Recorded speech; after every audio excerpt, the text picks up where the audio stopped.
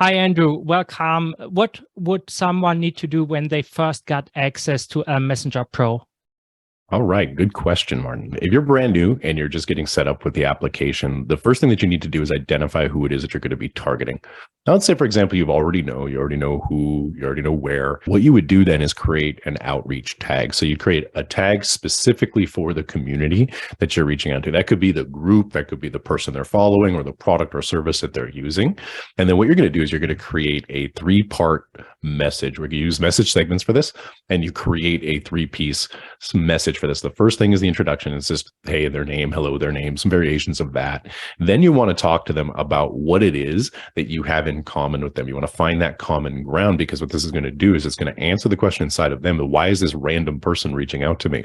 Then it's because you guys have something in common with each other. So that common ground would be something like the group, the product, service, or the person that you are following.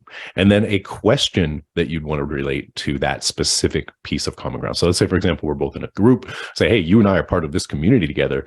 How are you liking it so far? What are you getting out of the community? What drew you to the community? These types of things will elicit a response from an average person, because you're answering all the questions that they have from some random stranger reaching out to them in the direct messages from a group. They want to know who you are, what you're doing, what you want. Then they also want to know why it is that you felt to reach out to them. Now, you've answered all of that in that very simple piece right there, which is then going to get you a response rate back. We have a really good response rate coming back from that. Now, remember, the goal behind ELMessenger Pro is to get a conversation going with people in the messenger. So that's the idea there. So that's the first thing that everybody should do once they get the application.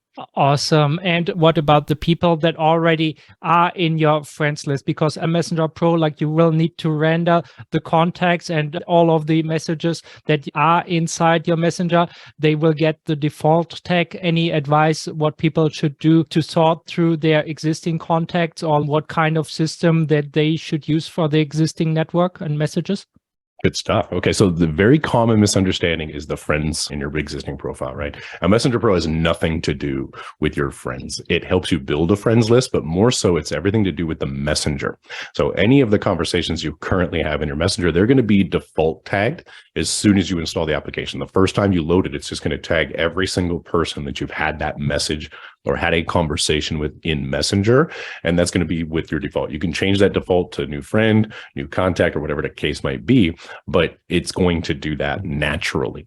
Okay, so now you might have, say, for example, you have 2,000 friends, 3,000 friends, but you only have 150 or so messages in your Messenger. It's very common, right? You have more friends than you have people talking to you, and that's just based how Facebook works. So what we want to do is we want to start engaging with the people in our community, in our friends list, who are actually interested in what we're doing. Not everybody is. So the easiest way to do that is start posting engagement posts. So engagement posts are real simple. You just put an image, something with some content that's controversial. You're going to polarize your audience a little bit. Then what you're going to see is start to see people interacting with that content. Now, Messenger Pro actually pays attention to the people who are interacting with your content. You can set up what's called engage, which will then start to message the people who are engaging with your content. And that's an easy way to get the people who are currently on your friends list, but not in your Facebook Messenger, to be able to get to the messenger one and then get that tag, so that you can start the process of moving them through your pipelines, if that makes sense. Absolutely. But there's no way to reach out to our existing friends, like automatically when people got access to ELMessenger Pro. We really want to post content that is engaging. And any recommendations what to do or how to deal with our friends list if people do not engage, or what would happen with these people?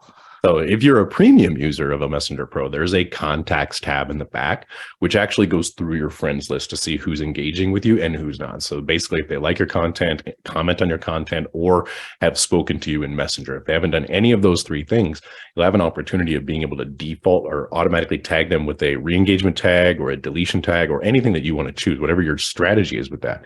Then what you can do when you run that feature is it will automatically pull in a list of people who are in your friends list but have not engaged with you. Then we have a campaign sequence that you can run where you can just throw a couple of memes, a couple of messages into their inbox, so that you have an opportunity of re-engaging with those people, so that you can get them to the point to where they are seeing the content that you're putting on your page. It's really important to differentiate this. There's a lot of applications out there that will help you kind of sort through your friends list, but this one, instead of just sorting through and finding people who are not engaging, and deleting them. It will sort through them, find the ones that are not engaging, and give you an opportunity to re-engage with them so that you can actually get that content in front of their eyeballs. It's not their fault that they're not engaging with your content. Facebook just simply isn't showing it to them. So the system itself is designed to be able to get you to that point. As far as existing friends list, those are the two features with an engagement post and or the contacts tab, to where you have an opportunity of tapping into that group of people so that you can make a connection with them, so you can get them seeing your content. It's very important. So if somebody is new to ELMessenger Pro, and what type of content would you recommend to put on your timeline, or like how to deal with past content, cleaning up your profile so you can really use it for the business purpose that we want to use it for? So content is going to be dependent specifically on your audience. Your audience is actually really good at giving you the type of content that they want. And now if you're using the software, ELMessenger Pro, for example, and you're going into communities and you're using the post friender feature, what you're going to notice is there's a specific type of content that the audience that you're going after interacts with. So what you would do is you would take that content, you would model similar types of content, whether it's long form post, video post, maybe it's memes, just depends on the audience. So what you'll do is you'll then post similar content to that on your profile. While you're making those connections with individuals who are interacting and engaging with that content, they will do the same thing with your content, because you're developing that audience of a polarized group of people. Now, you might have some previous content, some graduation pictures, things like that. There's nothing wrong with leaving that, because that shows that you're a human too, that your account is not just this fake account that's designed to be able to drive traffic to some offer. It shows that you're a human being.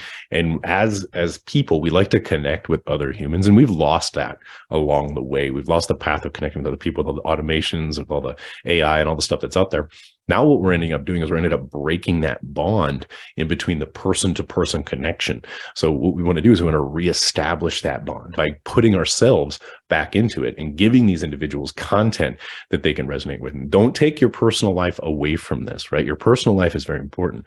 Obviously, you want to post things that are going to be a little bit more glamorous. You're going to be posting things and going on trips and these kinds of things, because that's what people like to see that their mentors, the people that they're going to go and learn from, are living the lifestyle that they choose. So I wouldn't worry too much about that previous content, unless it's like really bad. If you have a Facebook profile that's filled with negative stuff, political views that are polarizing are fairly good for certain reasons, but they're terrible for business, right? Your political views shouldn't be on your personal profile page if you're trying to polarize an audience for business purposes.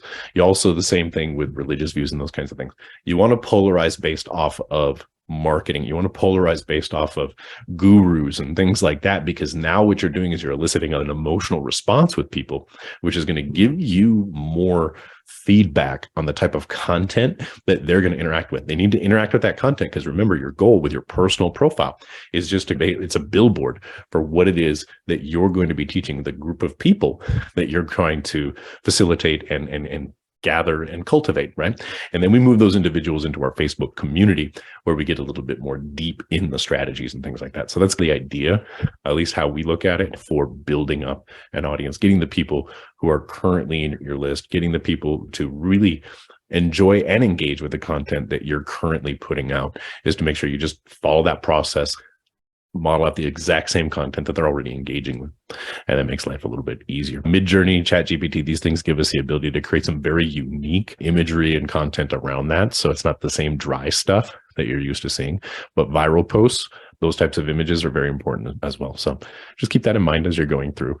A little bit unique, but still stay in the same lane so that the people recognize the things, because we're trained for that. We're trained to recognize things based off what we see frequently, and we recognize them more often. So if you want to get people to engage with your stuff, you need to post things that they recognize, but it has to be slightly different from something that they're already engaging with, so they don't feel like it's repetitive. Okay. Is there anything that I have not asked you that I should have asked if somebody is new to ELMessenger?